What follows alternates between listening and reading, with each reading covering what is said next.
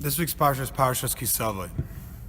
The end of Parshas Ki Savo2, there's a short paragraph which is the beginning of Moshe's final speech, his last speech before he dies.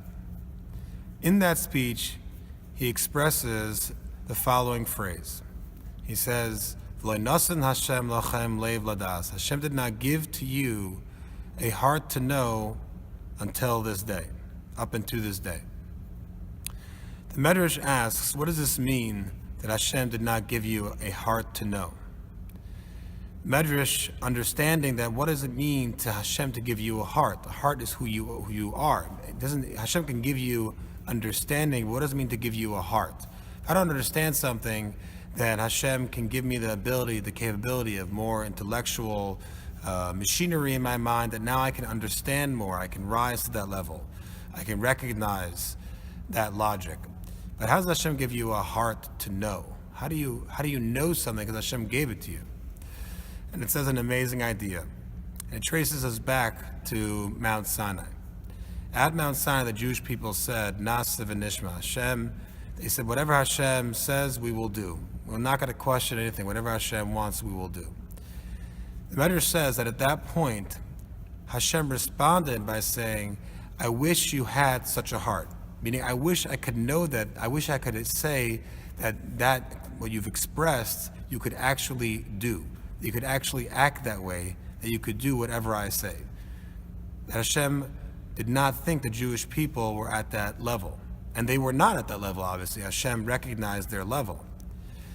The Medrash then goes on to say, if the Jewish people at that point would have said, please, give us that ability, give us that capability, then Hashem would have given it to them, meaning that they would have risen to that level.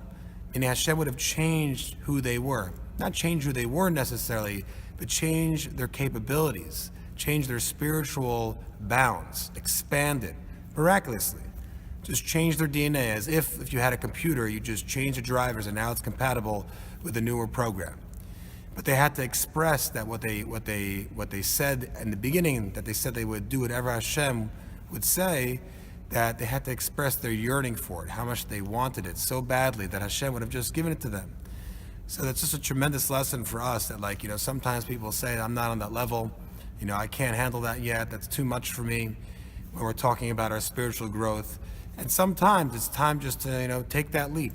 Ask Hashem, you know what? I'm not on the level right now, but Hashem, please raise my level, change who I am, change where I'm holding in life, my spiritual ladder, and take me to the next level. It's just important as a whole just to think about this last part of this week's Parsha, because it's talking about a very important subject. The Jewish people were now on the threshold of entering the land of Israel.